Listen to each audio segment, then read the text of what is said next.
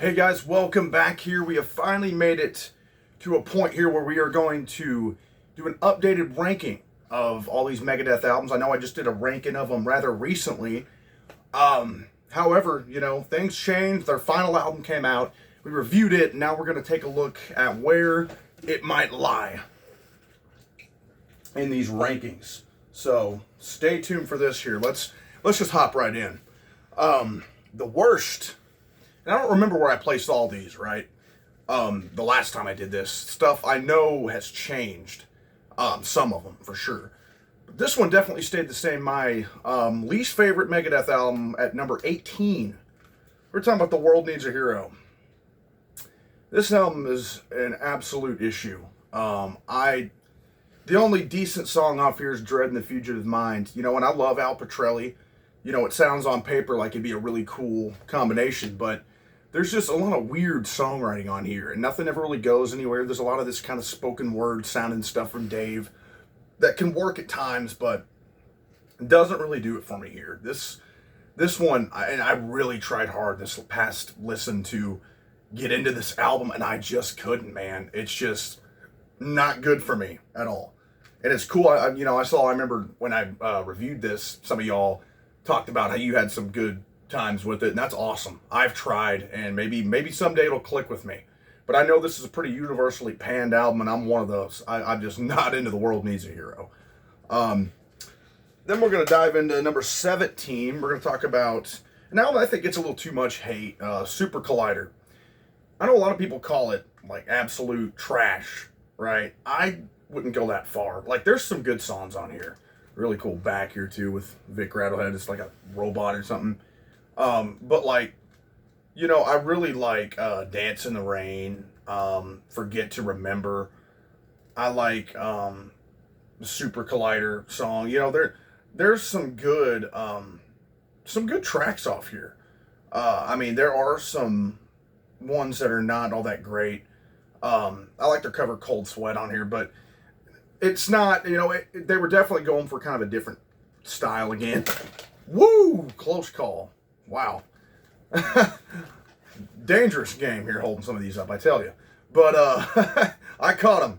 I caught it. But yeah, this is not my favorite album, but I think it does get too much hate. I don't think it's a terrible album like, World Needs a Hero. I think I can listen to this and have a good time with it. So then we're going to go on to number 16 with the debut.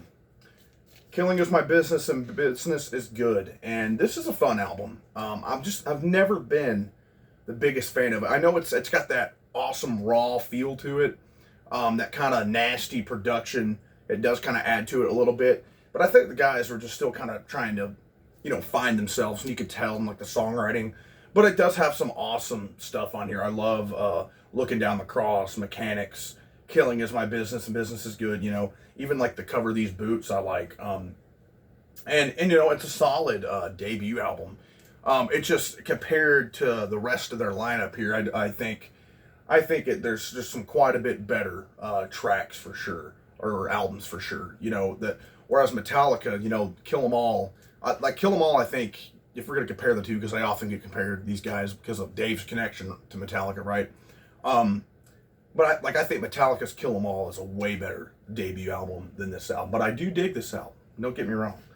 And, and I don't think it's the worst of the big four of thrash debut albums. That would go to the Anthrax album. I cannot stand that debut album of theirs. But this one kind of, rolls down a little bit lower for me. But I do like it. I definitely do like it.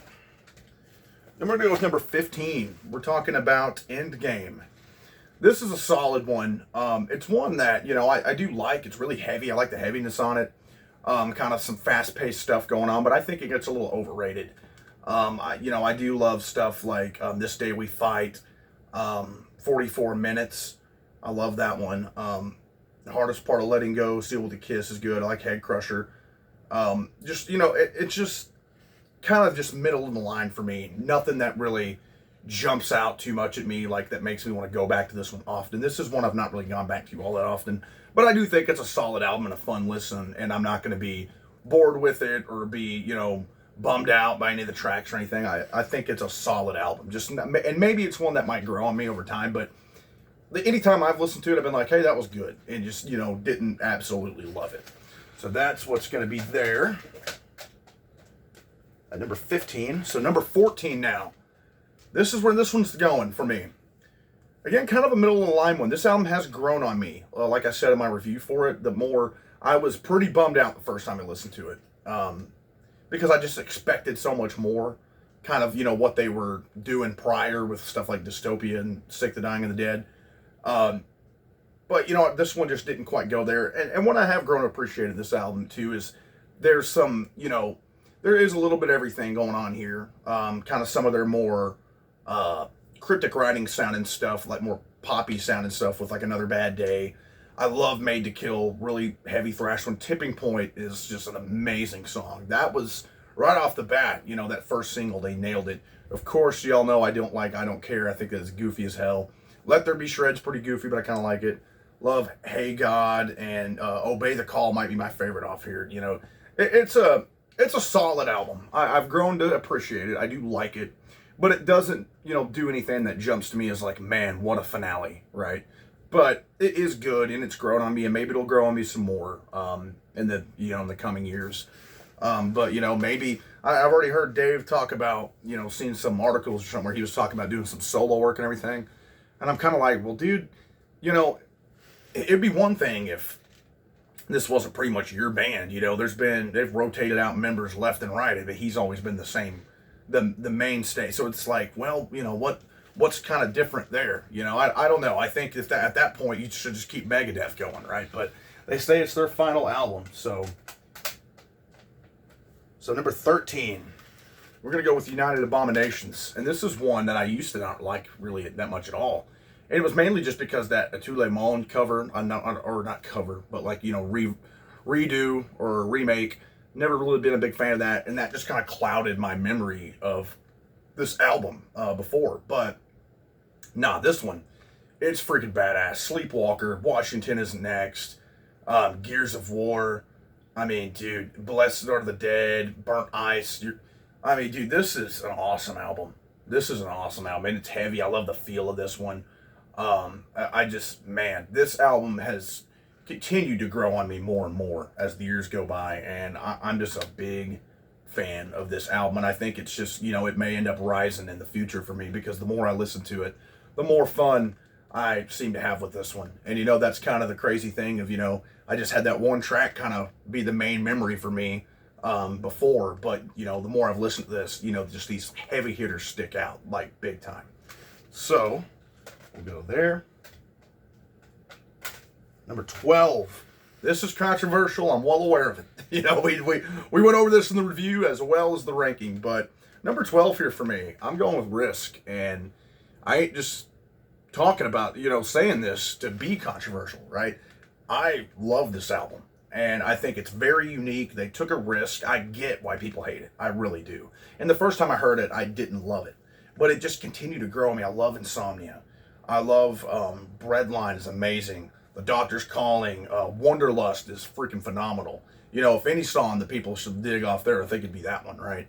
I just think it's a very, very solid just listen front to back. I'm not going to say it's like obviously it's number 12, right? But it ain't like a top 5 or anything. But like this, especially when you're going through in order the Megadeth discography, it's kind of a nice little, something that kind of shakes it up a little bit, right? So I really love this album, and it's only grown on me over the years. I really dig Risk. I know that's controversial as all get out, but it's just got a cool feel to it, and the songwriting's different. And I really dig a lot of these songs off here. I really do. And I've met some people who kind of dig it as well, but most of the people I know definitely hate it, and I totally understand. I get that I'm in the minority here, but number 11, I'm gonna go with Peace Sells, and that might shock some people. And I love this album. I absolutely love Peace Sells. It is a badass album. Like, what a jump in quality from their first album to this one, right? Wake Up Dead, The Conjuring, Peace Sells, Devil's Eye. All in a row here, and I love Good Morning Black Friday. Just awesome stuff. It really, and we're already at the number 11 spot, but it's coming down to just, which ones I'm feeling I like more right now. And it's tough to see this one kind of this low down here and not even be in the top 10, but I do love it. And I know the historical significance of it, and I love the heaviness of it.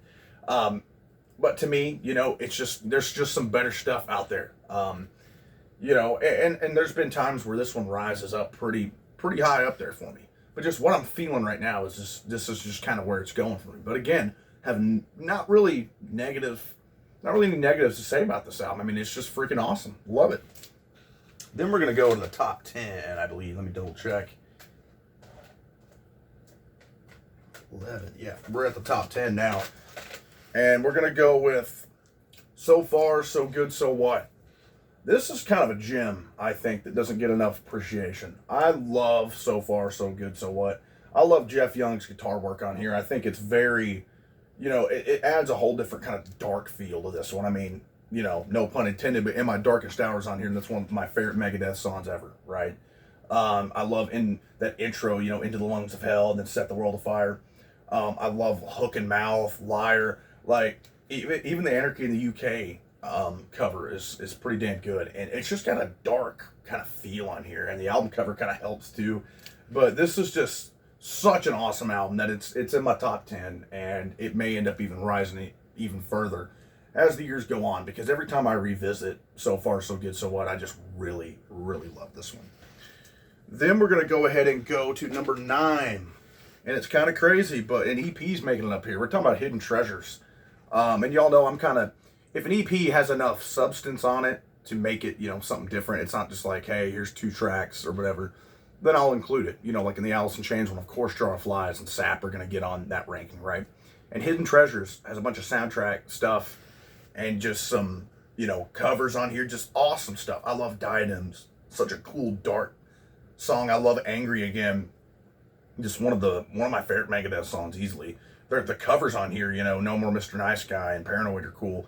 I love 99 Ways to Die. I mean, this is just such a quick blast of a listen here, man. Hidden Treasures is where it's at. I mean, it's a top 10 easily for me, and I know people definitely seem to love this one and love the tracks off here. So number 9 is what that is. Number 8, we're gonna go with Cryptic Writings, and this is kind of where they got more and more, kind of commercial with some poppier, it ain't pop music really, right? It's just hookier tracks, choruses, and things like that, and I think they do great at it. With songs like Trust, Almost Honest. I love Use the Man. I love The Disintegrators. A Secret Place is such a cool song. She Wolf. I mean, these are songs they, still play to this day live.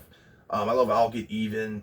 Just, this is such a cool album, and it's another one that's stylistically really different, and that makes it kind of stand out, and again, just kind of much like Risk when you're going in order of all these albums, which, it's always fun to kind of do, even if you're not ranking or reviewing, just kind of revisit and travel through time, right?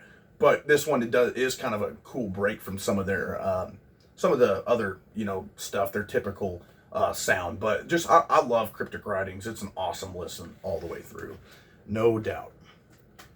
So now we're going to talk about number 7 here, and I'm going to go with Dystopia. This one, man, I remember this thing was all the talk when it came out, and I get it. I mean, obviously, look at number 7 up here for me. Love Dystopia. It's an awesome album. It has such a cool feel, kind of a cool concept going on here. I love The Threat Is Real, Bullet to the Brain, Poisonous Shadows, Lying in State, The Emperor. I mean, all this stuff, the song Dystopia, just all this stuff is freaking great on here. And this would be the sound that kind of carried over to the album after, which we'll talk about. And I love that about this one. It's just got such a powerful, fast, shreddy feel. And this is coming off of what? This is coming after, I believe, Super Collider, if I'm not mistaken. It might be coming after this is coming after Super Collider. And so, coming from that album, which again, I don't hate, but you see the difference in where these are at in the rankings, right? Going from that to this is such a breath of fresh air. And so Dystopia is such an awesome album. I've seen this crack people's top 5s, and, it's close to mine. So then we're going to go with number 6. And my number 6, we're talking about 13, and this album gets I've seen it get a lot of hate, and I don't get it, man. I guess people say it's because it was some leftover recordings that they ended up, you know, putting on this album. So what, man? You've got songs like Sudden Death, Public Enemy Number One is such a hooky track. You've got Whose Life Is It Anyways? Oh man, Black Swan is one of my favorite Megadeth songs, period. It's such a heavy, just cool riff, cool vibe going on, opens up shredding. I love Wrecker, New World Order. I mean, this is an awesome freaking album, man. I mean, look, it's right outside the top 5 for me. And I really don't understand kind of the hate this one gets, because it is just a blast of a listen all the way through. There's not a bad track on here. And it's one that I only continue to love more and more. Like, this is one I don't think I ranked. I knew I ranked high on my last one, but if I remember right, it wasn't like right outside the top 5. But you know, it's number 6 for me, man. Love it. Then we're gonna go with number 5, and we're gonna talk about the Sick, the Dying, and the Dead. And I love this album, man. I was so hyped. These singles that were coming out, you know, like Life in Hell, Night Stalkers is one of my favorite Megadeth songs. Just such a heavy, heavy track. Just a blast, man. Dogs of Chernobyl. You've got Soldier On. Mission to Mars is awesome. We'll Be Back. I mean, come on. That track is, when that single dropped, it's insane. Love, Sick, Dying, and the Dead. You know, every song off here is just awesome, man. And it is, again, just sonically, I think the production's so well on here, and it just sounds like a kick in the freaking face. And the Sick, the Dying, and the Dead has remained up in here and like this kind of upper echelon of albums. I mean, it's right here at number 5. It may have even been ranked like a little bit higher in my last ranking, but I can't remember off the top of my head. But I know I love this album, and I see where people do dig it, but I don't see it get the love that I have for it, at least. But you know, maybe y'all are out there. But I'm gonna then go with number 4, being Countdown to Extinction, which this is a lot of people's number 1, and you know, it's number 4 for me, so I understand it. This is, you know, their most successful album ever, for sure. I mean, you got Skin of My Teeth, Symphony of Destruction. I know that's a overplayed track or whatever, but I still have fun with that one. Y'all know I don't like Sweating Bullets, right? I'm not a fan of that song. It's just a little too silly for me. But, you know, I love Architecture of Aggression, Foreclosure of a Dream, Countdown to Extinction, Psychotron, Ashes in Your Mouth. I mean, it's freaking loaded, man. This album is absolutely loaded, and I love that artwork on the back. You can see it there. But this album is amazing. It's a historical piece for a freaking reason. You know, Metallica drops the Black Album. They're like, hey, you know, here's the Black Album, but heavier, right? And still pretty thrashy. And you know what? I love the Black Album. I have a lot of love for that album. It's not, you know, one of my favorite Metallica albums ever, but I think this album's quite a bit better than it. Again, if we're going to make comparisons between the two arguably the two biggest of the big 4. And I absolutely love this album. Number 3, one that I don't see get enough love is The System Has Failed. Absolutely love this album, man. Just, you know, you get Chris Poland back on this one, and you can feel it. You get Blackmail the Universe. You get Die Dead Enough with these kind of hooky choruses all at the same time. You know, it's just heavy. The Kick the Chair, the Scorpion. I know everybody loves that song, and it's one of the best Megadeth songs to me. I love Of Mice and Men. Truth Be Told. I mean, dude, Shadow of Death. Such an amazing album. And every time I listen to this one, it just is like, man, you know. I mean, look, it's top 3. And I have a blast with the heaviness of this. The riffs are absolutely sick. Their songwriting was top notch on this. The System Has Failed. One of my favorite Megadeth albums, and it has been since the day I heard it. Then we go with number 2, and we're talking about Euthanasia, which is sometimes my number 1, right? Love this album. This creepy artwork. And this is, you know, the follow-up to Countdown to Extinction, but I think it's better. And I know a lot of people would think, I see where a lot of people say, well, it's kind of a downgrade, but they still like it. To me, I love this album. I've loved it. Again, it's been my number 1 before. I have a lot of sentimental value with this album. Love Reckoning Day, Train of Consequences. Addicted to Chaos is one of my favorite Megadeth songs ever. And probably my favorite off here. I love A Tout Le Monde, you know, the little ballad. The Killing Road. I Thought I Knew It All. Black Curtains is one of my favorite Megadeth songs. Love the riff. I love the guitar tone of Marty Friedman on here. and just these are some of his best riffs, if you ask me. Just an absolute masterpiece of an album, if you ask me, man. I love this album. I don't think it gets enough love. I'm just a massive Euthanasia fan, but obviously number one, I can't help it, man. I just keep going back, and it's Rust in Peace. Again, sometimes Euthanasia is the one, but it's this lineup right here, and it's this album right here. Holy War's The Punishment Due is possibly the best Megadeth song to me. I mean, man, Hangar 18, Take No Prisoners, Five Magics, that's just the first side, right? Then you hop over and you get Poison Was the Cure, Lucretia, Tornado of Souls, Dawn Patrol, and Rust in Peace Polaris. That just, all that together is just one of the best thrash metal albums of all time. And I love the vibe of this album. Just everything about Rust in Peace is just an absolute masterpiece, right? Just, man, love this album to death. One of the best thrash metal albums of all time. And it's just hard to get any better than that. You get the technicality, the riffs, the choruses are hooky. Just everything about this was on a different freaking level. They kicked off the 90s, said, hey, we're here. Here's Rust in Peace. So yeah, guys, that is my updated ranking, including the final Megadeth album. You know, I'd love to see your guys' rankings, even if I saw y'all's before.